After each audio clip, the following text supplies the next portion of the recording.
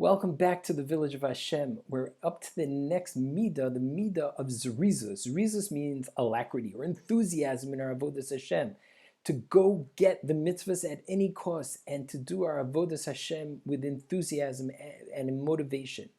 Now, whatever we said in the previous midah of Zerizus, to be watchful and to be on guard for the things that interfere with our relationship with Hashem, meaning to stay away from the things we should not be doing. Zerizus is the proactive thing, and to go in order to do the things that we need to do. So one is sur meira, to stay away from the bad, and this midah, the midah of Zerizus, is the midah of aseh tov, to go do it. Now, the Mesil Sharm says that the nature of man is to be extremely lazy, very sluggish, very heavy, and we need a lot of strength in order to go do things that are against our very nature, because the nature of man is to be very sluggish, is to be lazy. And therefore, laziness is one of our greatest enemies. A person can have no doubt what he wants. He has no doubt that this is the truth, but still procrastinate in doing what he has to do and that which is incumbent upon him. And therefore, one of the greatest weapons that the Yetzer Hara has against us is to use laziness and to hold us back and say, I can't do it now. I don't want to do it. I'm not down.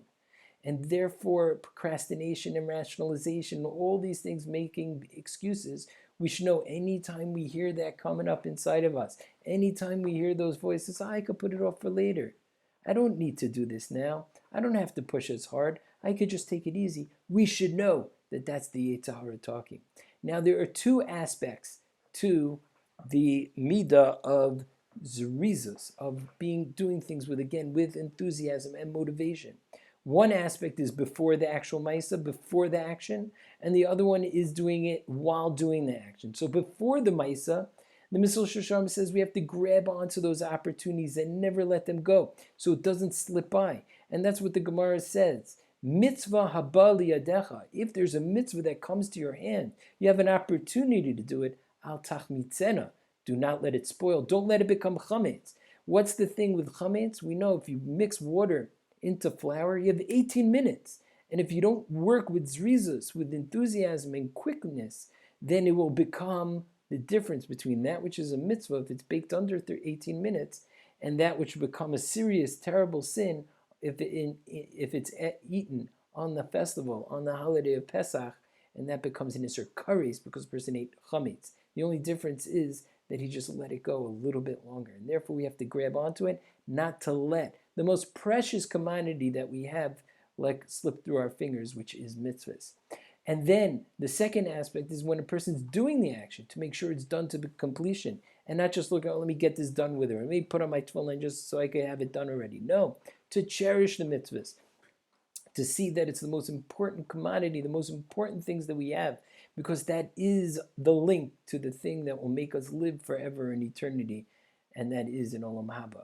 The Mesil Sharm also teaches us one of the most famous concepts in all Musar works, and that is Hatnua hachitzonit ma'orer hapnimis, that the external motion will actually invoke and arouse the internality. And that means that just even going through the motions, externally a person stirs up his inner passion and his inner enthusiasm in order to do it properly. And we know how important that is in our day-to-day in order to put us in a peak state in order to be able to do the things we want to do.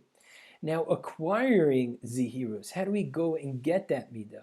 So the Mesil Sharm says that it is the same way a person has to focus on the same things he did by Zerizus. Just go over them quickly. Recognize nothing more than perfection and excellent spiritual perfection called shleimus, and therefore we cannot let anything go. Number two is the desire for kavod and significance, how important that is to us to be on the top and to do better and better and better. And number three is reward and punishment. If I do good, I'll get good. And if I don't do good, chas v'shalom, I'll get punished. And even over here. But the best way to focus on all of these, the best way to get to Zerizus, to become motivated and enthusiastic in our avodas Hashem, he says, is to focus on all the aspects of kindness that Hashem gave to us in our life. And by focusing on gratitude in our lives, we'll then generate a debt of gratitude, and then we'll just want to pay back. We'll create a dynamo inside of us that will say, hey, look how much Hashem did for me. I just want to be able to do a little bit to pay back. The obstacles that get in the way of Zerizus are things that grow out of laziness. People don't want to work hard. I just need to take it easy. I don't want to work hard, number one. Number two, all the fears and anxieties about the future, not living in the present. What's going to happen if I do this? I don't know what the future will bring. That's not our business.